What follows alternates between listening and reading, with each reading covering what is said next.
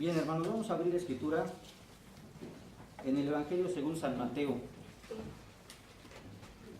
Mateo, capítulo número 18. Y vamos a leer, hermanos, todos juntos, el versículo número 1 al versículo número 5. Evangelio según San Mateo, capítulo número 18, versículo 1 al versículo número 5. Ya lo tenemos, dice así la palabra de nuestro Dios. En aquel tiempo los discípulos vinieron a Jesús diciendo: ¿Quién es el mayor en el reino de los cielos? Y llamando Jesús a un niño, lo puso en medio de ellos, y dijo: De cierto os digo que si no os volvéis y os hacéis como niños, no entraréis en el reino de los cielos. Así que cualquiera que se humille como este niño, este es mayor en el reino de los cielos. Y cualquiera que reciba en mi nombre a un niño como este, a mí me recibe. Amén. Vamos a orar, hermano. Bendito Dios, nuestro Padre, nuestro Señor, nuestro Rey. Hoy en esta tarde, Señor, estamos, Señor, agradecidos, Padre, que tú tengas a bien, Señor, aún en nuestra condición, Señor, en la cual nos encontramos, Señor, como hijos, Señor, muchas veces rebeldes, Señor, muchas veces contumaces, Padre, pero tú tienes a bien, Señor, hablarnos, Señor, domingo tras domingo, Señor, día tras día, Señor, a través de las diferentes palabras, mi Dios. Señor, hoy en esta tarde, Señor, te queremos pedir la asistencia de tu Santo Espíritu, Padre, para que redarguya, Señor, nuestro corazón, para que las palabras, Señor, que tú, Señor, nos hables, Señor, lleguen, Señor, hasta lo más profundo, Señor, de nuestra alma, Padre, de nuestro ser, Padre. Porque ciertamente, Señor, tú nos has llamado, Señor, para ser obedientes, Padre. Nos has llamado, Señor, para formar parte de un pueblo, Señor, al cual nuestro Señor Jesucristo es cabeza, Padre. Te quiero pedir, Dios, en el nombre de nuestro Señor Jesucristo, que todo lo que se diga, Señor, sea conforme a tu voluntad, mi Dios. Y, Señor, que tú recibas la gloria y la honra, Señor, hoy y siempre, Dios. En el nombre que sobre todo nombre te damos muchas gracias. Amén, Padre. Amén. Pues bien, hermanos, vamos a continuar con las predicaciones que habíamos anunciado ya hace algunos domingos. Y para ser exactos, hace 15 días nosotros hablamos de un tema que es muy importante. Hablamos acerca del pueblo del pacto. Ciertamente nosotros hablamos en ese tiempo acerca de que Cristo es la cabeza del pueblo, de este pueblo del pacto. Pero en ese día nosotros hablamos de varios puntos muy importantes. Entre ellos es qué es lo que necesita una persona para poder formar parte de ese pueblo del pacto. Y nosotros explicamos de una forma sencilla que para que formen parte del pueblo del pacto, nosotros hablamos de que primeramente esta persona que va a formar parte del pueblo del pacto, primero tiene que ser llamado por Dios. Nosotros vimos a través de varios ejemplos en la Escritura cómo primeramente los apóstoles fueron llamados para formar parte del pueblo del pacto. También nosotros hemos sido llamados para formar parte del pueblo del pacto. Ese es uno de esos puntos que se explicaron hace 15 días para que formáramos parte del pueblo del pacto. También nosotros hablamos hace 15 días que después de que nosotros formamos parte del pueblo del pacto, debemos de reconocer nuestra condición delante de Dios. Debemos nosotros arrepentirnos. Nosotros debemos de saber que la condición en la cual nosotros nos encontramos anteriormente, antes de formar parte del pueblo del pacto, era una condición miserable delante de Dios. Y ya explicamos también anteriormente que el término miserable se oye muy feo, hermanos, pero es la condición en la cual se encuentra la raza humana. Se encuentra en una condición de miseria, se encuentra en una condición muertos en sus delitos y pecados, hermanos. Y debemos recordar de dónde nos sacó nuestro Señor Jesucristo. Nuestro Señor Jesucristo nos sacó de una condición en la cual nosotros encontramos miserables, hermanos. Y bueno, ciertamente después de que nuestro Señor Jesucristo nos sacó de esa condición en la cual nosotros nos encontrábamos, entonces nosotros damos testimonio de que nosotros pertenecemos a este pueblo del pacto. Y este testimonio que también hablamos hace 15 días es que nosotros debemos de bautizarnos como señal de que nosotros formamos parte de este pueblo del pacto, hermanos. Y ciertamente nosotros, después de que ya somos bautizados, nuestra responsabilidad delante de Dios es dar testimonio de que nosotros somos ahora ciudadanos de este reino, de que nosotros ahora pertenecemos a este pueblo del pacto. Pero podríamos preguntarnos nosotros, bueno, ahora nosotros ya formamos parte de este pueblo del pacto. Como dice Francis Schaeffer, ahora nosotros, ¿cómo debemos de vivir? ¿Cuál es la forma adecuada en la cual nosotros debemos de vivir como ciudadanos de este reino, como ciudadanos de este pueblo perfecto, de este pueblo del pacto? Ciertamente nosotros tenemos una guía muy importante que es la palabra de Dios.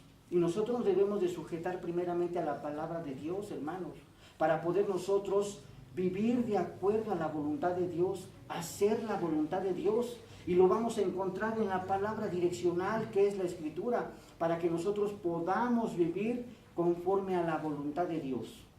Ciertamente, si nos montamos a la época en la cual nuestro Señor Jesucristo estaba predicando, en la cual el bautista estaba bautizando, y en la cual los apóstoles también estaban predicando, nosotros podemos ver que no todas las personas que escuchaban el Evangelio, no todas las personas que escuchaban al Bautista, no todas las personas que estaban escuchando a los apóstoles eran personas que se convertían y formaban parte del reino de Dios o formaban parte de este pueblo del pacto. Ciertamente aquellas personas que son llamadas son aquellas que son que forman parte de este reino, que forman parte de este pueblo del pacto, hermanos. Nosotros leímos una parte de la Escritura y son muy pocas las enseñanzas de todas las enseñanzas que vemos a través de toda la Escritura. Es un pequeño ejemplo de cómo nosotros debemos de vivir para poder glorificar a Dios. En esta parte de la Escritura que nosotros acabamos de leer, que va desde el capítulo número 17 al 18, nos enseña 4 puntos principales. No son los únicos. Hay muchas enseñanzas en esta parte de la Escritura de cómo nosotros debemos de vivir para poder glorificar a Dios. Y las principales enseñanzas que nosotros encontramos en esta lectura son las siguientes.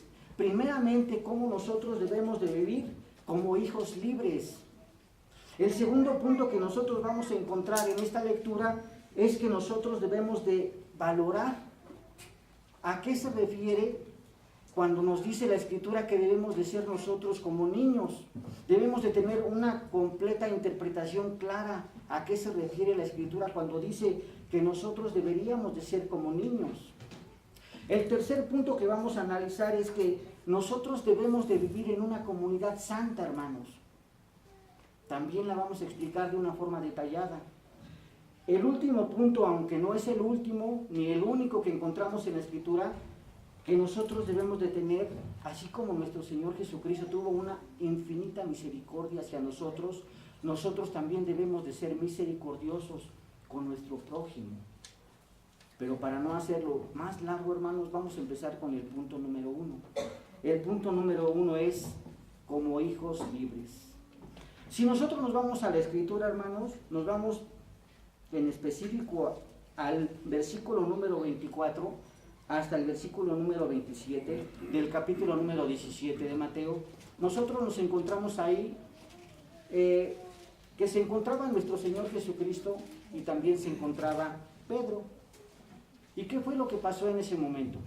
Nosotros nos encontramos a Pedro y llegaron aquellos que cobraban los impuestos y le preguntaron a Pedro, ¿tu maestro no paga los impuestos? ¿Y cuál fue la respuesta que dio Pedro? Sí, mi maestro, mi Señor, sí paga los impuestos. ¿Pero a qué impuestos se refería los que estaban cobrando estos impuestos? Ciertamente nosotros podemos entender, aunque aquí no lo está explicando por el contexto, que anteriormente el pueblo de los judíos tenía que pagar un impuesto por el uso del templo. Y ese impuesto que pagaban era de 2 dracmas por cada persona que usara o que tuviera acceso al templo. Entonces, ese impuesto era el impuesto que se estaba refiriendo los que estaban cobrando los impuestos tanto a nuestro Señor Jesucristo como a Pedro.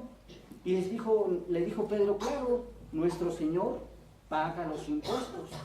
Y nosotros vemos que antes de que Pedro hablara con nuestro Señor Jesucristo se le adelantó a Pedro y le dijo, a ver, te voy a hacer una pregunta, Simón. Los reyes de esta tierra, ¿de quién cobran los tributos? A los impuestos, ¿de sus hijos o de los extraños? Le estaba preguntando nuestro Señor Jesucristo a Pedro. ¿De quién se debe de cobrar los impuestos? ¿De los que son sus hijos o de los que son sus extraños? Podemos ver que dice la Escritura, de los que son sus extraños, porque ciertamente aquellos que son sus hijos quedan exentos de pagar estos impuestos. Pero ¿a qué se refiere esta parte de la Escritura, hermanos? Si nosotros la analizamos de una forma más sistemática, aunque no lo podemos hacer por el tiempo y por la cantidad de información que tenemos, nosotros podemos analizar en este punto que todo lo que nosotros vemos alrededor de nosotros le pertenece a los hijos de Dios. Todo lo que nosotros podemos ver es de los hijos de Dios, es del pueblo del pacto. Todo lo que existe, todo lo que podemos ver, todo lo que podemos palpar, hermanos, le pertenece al pueblo del pacto.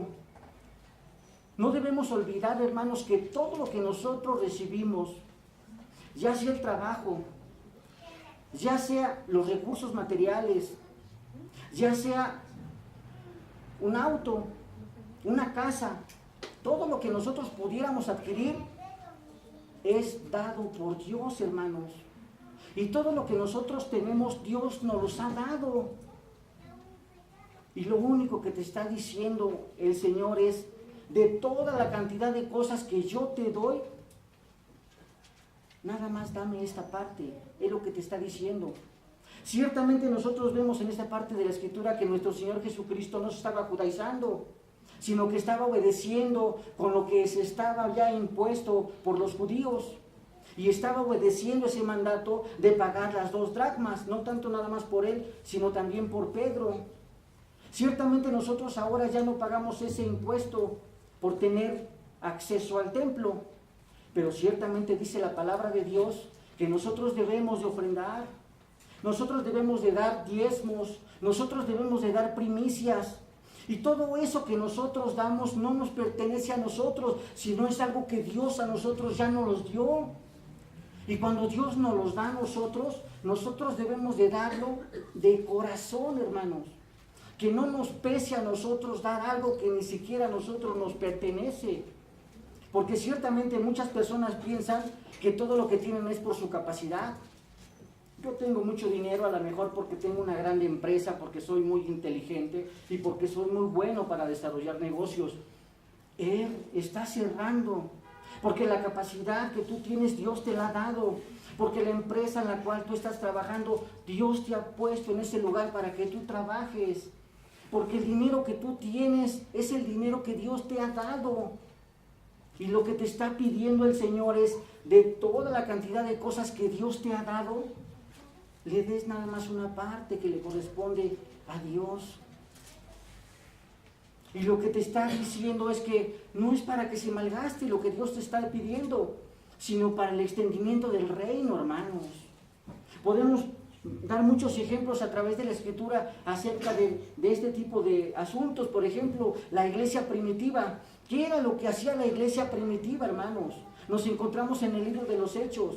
En el libro de los Hechos vemos que la iglesia se encontraba en una sola comunión, en un mismo espíritu, y traían cada quien sus posesiones y las vendían y se repartía entre el pueblo, porque ellos entendían que todo lo que tenían no les pertenecía a ellos, sino que Dios es el que se los había dado a ellos, porque ahora no formaban parte de una nación extraña, sino formaban parte de una comunidad de fe, hermanos. Así nosotros en este tiempo, nosotros formamos parte de una comunidad de fe, formamos parte del pueblo de Dios, formamos parte del pueblo del pacto, hermanos. Entonces, si el Señor nos ha bendecido, que no nos pese en nuestro corazón pagar los impuestos, que no nos pese en nuestro corazón dar lo que al Señor le corresponde. Dice la palabra de Dios que si tú has recibido de gracia, Da de corazón, da de gracia, porque el Señor te lo ha dado y es grande en misericordia, hermanos. Pero ¿qué fue lo que pasó, hermanos, en ese tiempo? Ciertamente nuestro Señor Jesucristo lo que hizo es dar lo que se había estipulado por los judíos. Agarró y pagó las dos dracmas, tanto por Pedro como por él. ¿Y qué fue lo que hizo? Podemos entender que todo estaba a su alcance, porque Él es Señor de todo. Le dijo a Pedro, ciertamente ve al río, mete un anzuelo y saca un pez. Y el primer pez que pesques, abre su boca y en su boca vas a encontrar lo que tienes que pagar de impuestos. Exactamente lo que tenías que pagar de impuestos, tanto para ti como para mí, hermano. Dando a entender que Él es el Señor de todo lo que tenemos, hermanos, de todo lo que existe.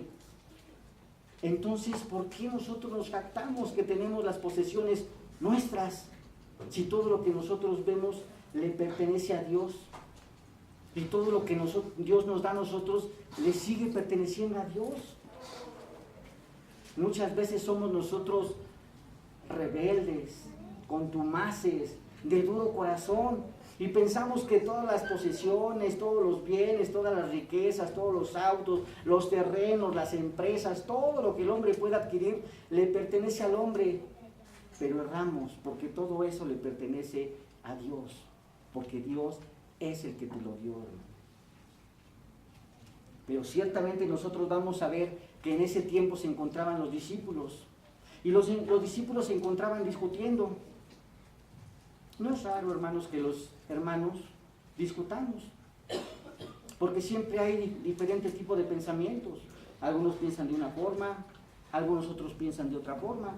Y nosotros vemos aquí en la Escritura que ciertamente los discípulos se encontraban discutiendo de un punto que para ellos pensaban que era muy importante.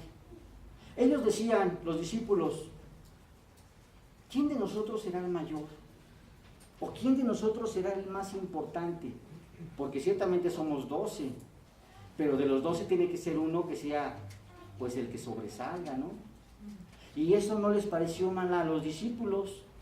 ¿Y qué fue lo que hicieron los discípulos? Los discípulos fueron directamente con nuestro Señor Jesucristo, porque ellos pensaban que lo que ellos creían era bien, estaba bien, pero ciertamente nosotros vamos a ver que se estaban desviando de una forma tremenda, hermanos.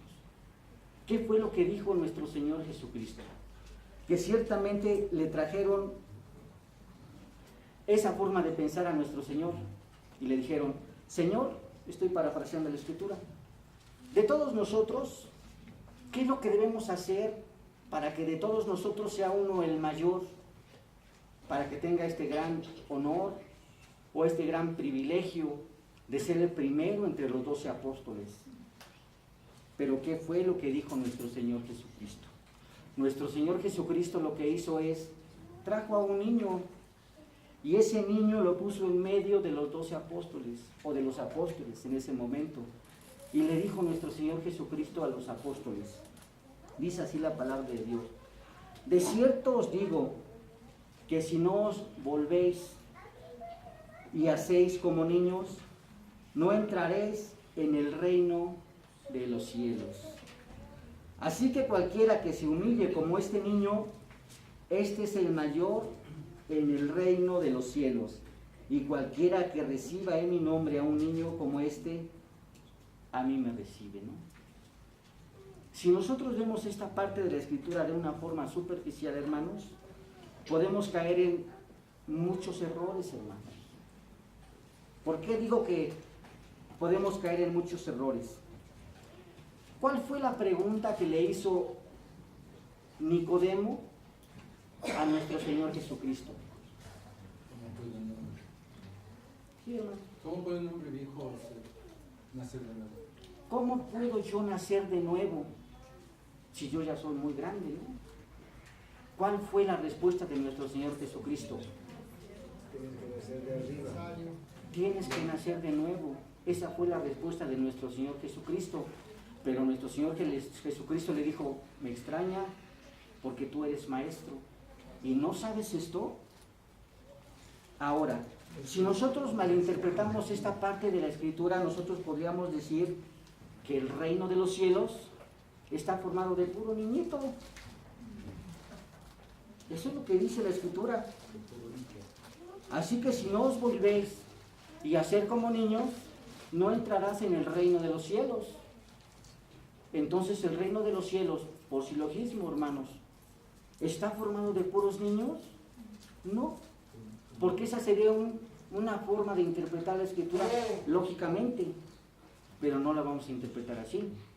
Algunos otros interpretan este pasaje diciendo, bueno, debes de hacerte como los niños, porque los niños son inocentes, porque los niños no dicen mentiras, porque los niños dicen la verdad, porque los niños en realidad creen mucho en su papá, pero también es una mentira, porque dice la palabra en el libro de Romanos, capítulo número 3, hermanos, Romanos capítulo número 3, versículo 23, dice la Escritura, por cuanto todos pecaron, todos están destituidos de la gloria de Dios, incluyendo los pequeños, incluyendo los niños. Esta forma de pensar es una forma arminiana, es una forma que no es escritural. Entonces no podemos decir que nosotros debemos de hacernos como niños porque los niños son buenos y porque los niños moralmente obedecen a su padre. Lo que debemos nosotros entender en esta parte de la Escritura, ciertamente, es que cuando tú te haces como niño, debes de tener una dependencia absoluta de tu Padre, una dependencia absoluta de tu Señor, una dependencia absoluta de tu Rey. ¿Y por qué hace nuestro Señor Jesucristo esta comparación? Porque ciertamente nosotros podemos ver que los pequeñitos, y más los que son recién nacidos, siempre dependen de su padre, y dependen de su padre para todo. Porque los pequeñitos no pueden comer solos, necesitan de su mamá. Los pequeñitos no pueden asearse solos, porque necesitan de sus papás para que los bañen y los cambien. No pueden ellos solitos caminar cuando son muy, muy, muy pequeñitos, porque necesitan que sus papás los agarren de la mano para que puedan caminar, para poder ser aseados, para poder cambiarse. Aún en las cosas más sencillas, un pequeñito siempre necesita de su padre, de la dependencia de su padre, aún en las cosas más simples como hacer sus necesidades. Porque ciertamente el pequeñito hace sus necesidades, pero no se queda así todo el tiempo. El papá lo que tiene que hacer es asearlo. Entonces esta comparación que hace nuestro Señor Jesucristo es excelente, porque esa es la forma como deben de comportarse los cristianos. Deben de tener una dependencia absoluta del Padre. Algunos podrían decir, uy, esto está muy fácil, eso es sencillísimo, porque lo que puedo hacer es nada más hacer que Dios haga todas las cosas y yo no voy a hacer absolutamente nada, porque a fin de cuentas voy a depender del Padre y el Padre que haga todo. Pues déjenme decirles, hermanos, que si tú no has sido regenerado, que si tú no formas parte del pueblo del pacto, es completamente imposible que un hombre pueda depender de Dios. Es imposible que una persona pueda depender de Dios si no ha sido regenerado, si no ha nacido de nuevo, si no forma parte del pueblo de Dios, hermanos. Es completamente imposible. ¿Pero por qué digo que es imposible? Porque para que pueda depender completamente de Dios, tiene que quitar toda la dependencia de sí mismo, toda soberbia que pueda haber en el hombre,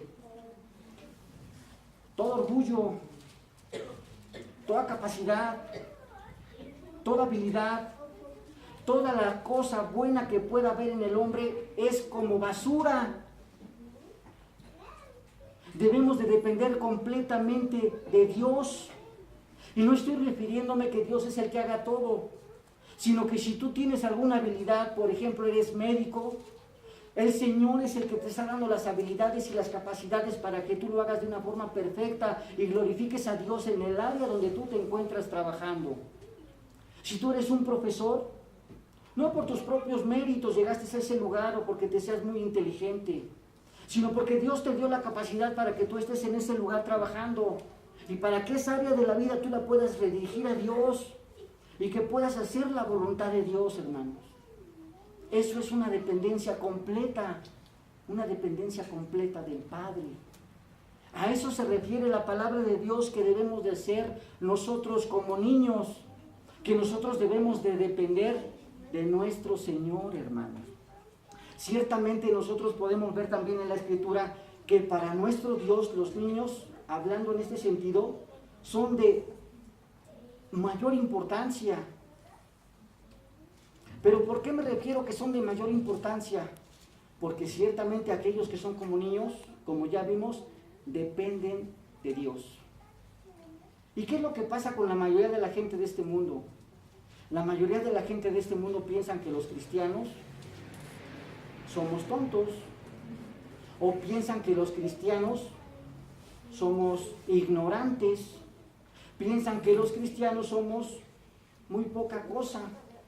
Como tú no eres ingeniero, pues entonces no te queda otra, entonces métete de pastor. Como tú no eres abogado, pues no tienes otra cosa que hacer, entonces métete como pastor. Menosprecian lo que Dios te ha dado. Y así es lo que piensa la gente, hermanos. Pero ciertamente dice la palabra de Dios que eso que están diciendo a nosotros nos puede afectar como cristianos, cuando no hay una madurez en aquellos que han sido nacidos de nuevo. Y entonces, eso que están hablando a los cristianos llega como tropiezo. Y esos tropiezos pueden hacer que esta persona ciertamente no se va a perder, pero hacen que su fe sea debilitada, sea cada vez un poquito menos, y la dependencia hacia Dios va a ser todavía menos. Pero dice la palabra de Dios que hay de aquellos por quien vienen los tropiezos. Hay de aquellos que no conocen de la palabra de Dios, porque dice la misma Escritura que mejor les fuera que se amarraran al cuello una piedra de molino y que se arrojaran al fondo del mar, para que aún ni su propio cuerpo salga a flote. Pero eso lo podemos ver entre los que no son cristianos. Pero ¿qué pasa con los cristianos, hermanos? O los que se dicen cristianos. Porque ciertamente nosotros nos encontramos dentro de los cristianos a hermanos que también son cizañosos, a hermanos que traen contiendas en las diferentes congregaciones. Y dice también la palabra que esto también es aplicado para ellos. Hay de aquellos que metan contienda entre hermano y hermano. Y ciertamente nosotros podemos ver qué tan importante es, porque dice la palabra de Dios que si uno de estos pequeñitos se pierde, lo que hace nuestro Señor Jesucristo es que deja todo el rebaño y va por él, porque es muy importante para él. Porque ciertamente aquellos 99 que se encuentran reunidas a lo mejor en una congregación, no tienen que preocuparse en ese momento, porque ciertamente son fuertes espiritualmente, porque ciertamente están fortalecidos en los medios de gracia. Pero ¿qué pasa con aquel pequeñito al cual le han metido una zancadilla o al cual le han metido esta cizaña? Se va. Y por eso muchas veces vemos a las iglesias medio vacías. ¿Por qué? Porque les han metido ideas que no son escriturales, hermanos. Podemos ver con tristeza, hermanos, muchos hermanos que dejan de venir y que han gozado de los privilegios del Evangelio, hermanos. Han gozado de las bendiciones de ser hijos de Dios. Han gozado de las bendiciones del Padre, hermanos. Y simplemente lo que hacen es que dejan de venir, hermanos. ¿Por qué? Porque mi hermano me vio feo. O porque aquel ya me insultó. O porque no me saludó, hermanos. Debemos de ver que en una congregación o en la iglesia no todos tienen la misma madurez. No todos son fuertemente fortalecidos, hermanos.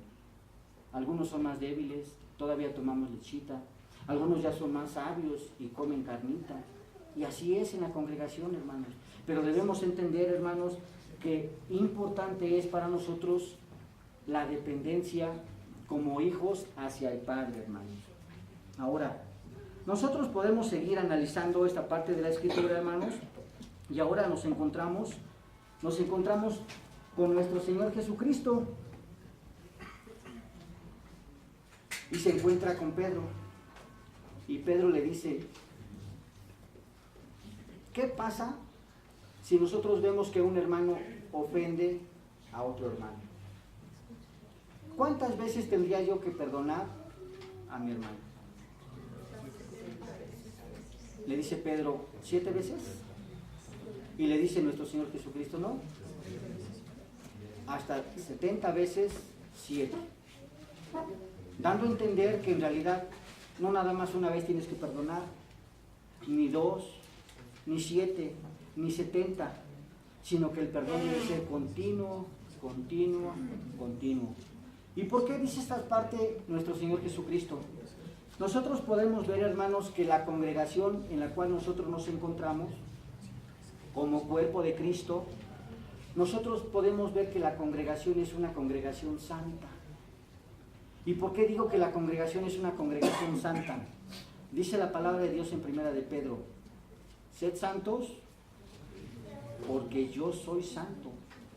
Y si nuestro Señor Jesucristo es santo, y si nuestro Señor Jesucristo es la cabeza del cuerpo, entonces todo el cuerpo debería de ser santo. Por eso nosotros venimos a la reunión de los santos, porque nosotros delante de Dios somos santos, hermanos. Ahora, dentro de las congregaciones ciertamente podemos encontrar muchos problemas, muchas dificultades, hermanos. Podemos ver a veces que un hermano tiene conflicto con otro y que otro hermano tiene conflicto con otro. Y no se diga cuando la congregación cae en un pecado grave. Por ejemplo, hermanos, adulterio. Es un pecado que comúnmente se comete en las iglesias, hermanos. ¿Qué es lo que pasa con este tipo de hermanos? El adulterio.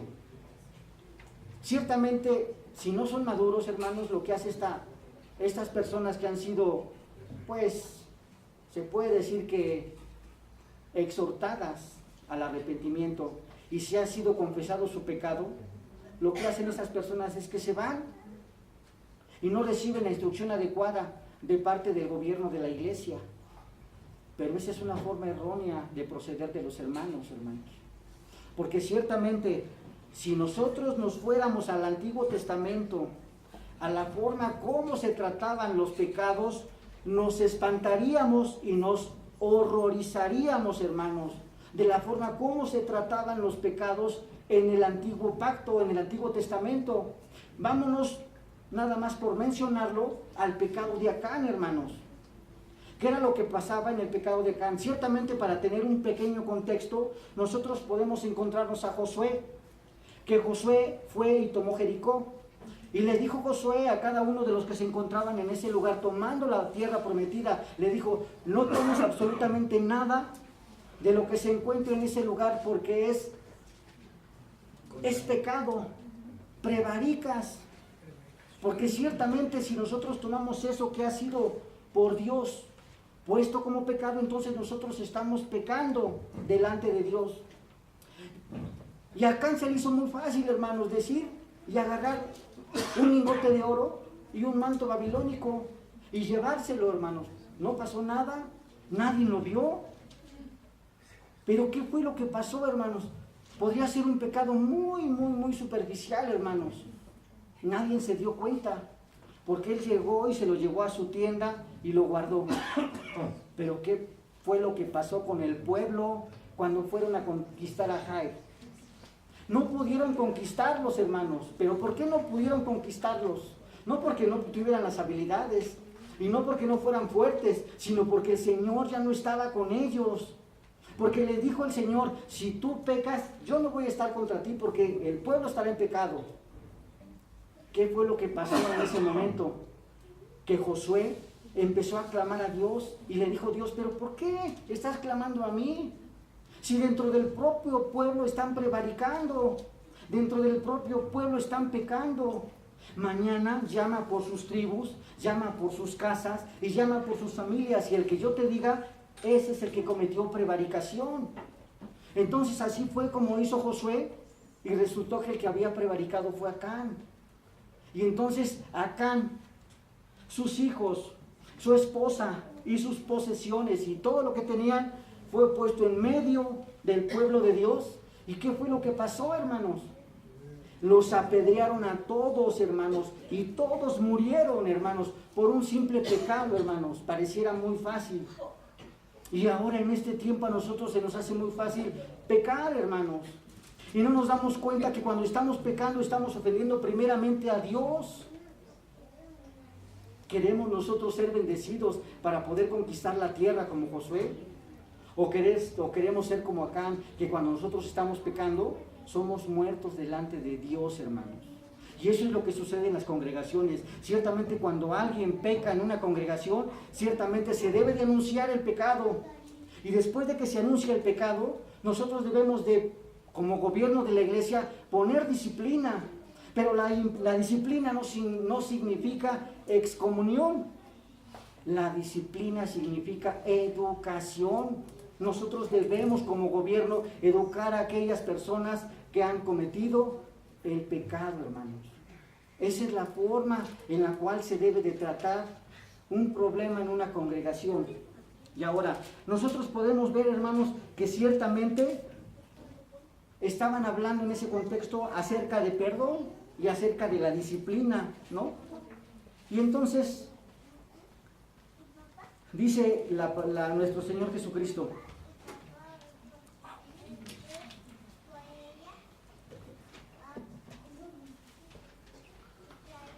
podemos ver, hermanos, que nuestro Señor Jesucristo empezó a explicar una parábola.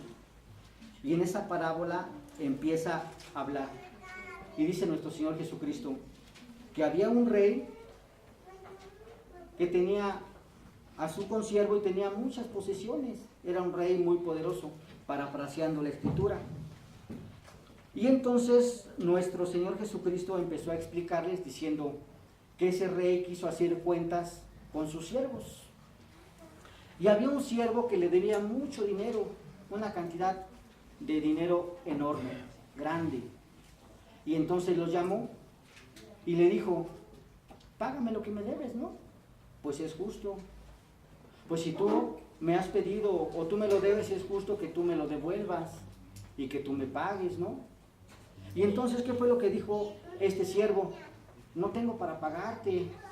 Entonces dice la palabra de Dios que lo que iba a hacer era, lo iba a vender a él, y iba a vender a su mujer y todo lo que tenía para poder recuperar parte de la deuda que le debía, ¿no? Entonces este siervo lo que hizo fue, rogó al Señor y le dijo, ten misericordia de mí y yo te lo voy a pagar, pero ten misericordia. Entonces podemos ver que la misma Escritura dice que este Señor fue movido a misericordia y le perdonó la deuda. Pero al mismo tiempo este siervo tenía un consiervo, y este consiervo le debía a este siervo una cantidad muy pequeña de dinero, digamos 2-3 mil pesos en este tiempo, algo que puede haber sido pagado. Pero este señor, este consiervo, tampoco tenía para pagarle, y le decía el siervo a su consiervo, págame. Y diario estaba, págame, y págame, y págame. Y entonces este consiervo no pudo pagarle. Y lo que hizo fue los llevó con los verdugos. Pero se enteró el rey, el Señor, el que le había perdonado al siervo esa gran cantidad de deudas. Y le dijo el Señor a su siervo, ¿por qué no hiciste como yo hice contigo? Ciertamente tú me debías una deuda muy grande, tú me debías mucho, y yo fui movido a misericordia y te perdoné absolutamente todo lo que tú me debías.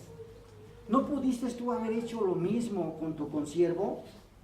¿Por qué entonces tú lo estabas día tras día presionando para que te pagara? La deuda que yo te pagué era una deuda muy grande. Tú también debiste haber tenido misericordia de tu consiervo. Sin en cambio, como ahora no lo has hecho, ahora vas a tener que pagar hasta el último centavo porque tú no fuiste misericordioso con tu consiervo. Y entonces este señor hizo que este siervo pagara hasta el último peso. ¿Qué es lo que nos enseña a nosotros, hermanos? Lo que nos enseña a nosotros ciertamente es de que el Señor, nuestro Señor Jesucristo, a nosotros nos ha perdonado todos los pecados, hermanos.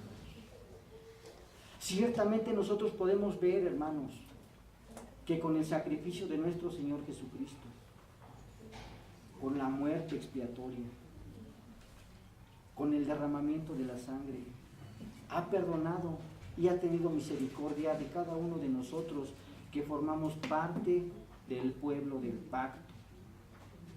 Ahora, nosotros nos encontramos en un mundo donde no todos son redimidos y que ciertamente a nosotros nos pueden ofender o nos pueden deber o nos pueden insultar, hermanos. ¿No podríamos nosotros, como hijos de Dios, perdonar a aquellos que nos ofenden? ¿Perdonar a aquellos que a lo mejor nos ultrajan? ¿Perdonar a aquellos que nos insultan? Porque ciertamente nosotros nos encontramos como cristianos en una posición a veces incómoda delante del mundo. ¿Y a qué me refiero con incómoda, hermanos? Porque muchas veces la gente se burla de nosotros, hermanos. Se burla de nosotros y nos dicen a lo mejor, aleluya. O nos dicen, ahí viene el hermanito, ¿no? O ahí viene el cristianito, ¿no? Pero ciertamente, cuando nos están insultando a nosotros, hermanos, no nos insultan directamente a nosotros. A quien están insultando es a Dios, hermano. A quien están ofendiendo es a nuestro Señor Jesucristo, hermanos. Ciertamente no nos debe de preocupar, hermanos, porque lo que nosotros debemos de hacer como hijos de Dios, como hijos del pueblo del pacto, como hijos de redimidos, es obedecer a Dios, hermanos. ¿Y a qué me refiero con obedecer a Dios? De que nosotros tengamos una dependencia completa de la voluntad del Padre. Y como les dije, hermanos, pareciera algo muy fácil, hermanos, depender completamente de Dios. Pero no es fácil, hermanos, depender completamente del Padre. No es fácil, hermanos. Es algo que día con día estamos luchando. Día con día estamos batallando, hermanos. Porque nuestra propia condición nos lleva muchas veces a hacer lo contrario, como dice el apóstol Pablo. Ciertamente nosotros con el corazón queremos hacer la voluntad de Dios, hermanos. Pero hay otra ley en nuestros miembros que nos llevan a hacer lo contrario. Y dice el apóstol San Pablo, miserable de mí, ¿quién me librará de este cuerpo de muerte? Y termina diciendo, gracias doy a nuestro Señor Jesucristo. Porque si fuera por mi propia capacidad, hermanos, hace tiempo que ya me hubiera perdido. Hace tiempo. Pero podemos ver que la misericordia de nuestro Dios, el Espíritu Santo, su gracia, los medios de gracia que nosotros tenemos para poder ser fortalecidos, es lo que nos ayuda a estar firmes, hermanos. Perseverar, hermanos, perseverar. Como dice los cánones de Dor, que nosotros debemos de perseverar en las enseñanzas y en las doctrinas de nuestro Señor, hermanos. Para tener una conclusión, hermanos, ciertamente nosotros, como pueblo del pacto, como hijos de Dios, como hijos o ciudadanos de este reino, nosotros debemos primeramente obedecer, no a la fuerza, sino a obedecer como hijos obedientes, hermanos, como nuestro Señor Jesucristo obedeció, hermanos. Así nosotros también debemos obedecer a nuestro Dios. ¿Y a qué me refiero con obedecer? Toda la palabra de Dios es útil para instruir, para enseñar. Obedecer lo que dice la palabra de Dios. Y otro punto importante es que si nosotros somos parte del pueblo del pacto, nosotros debemos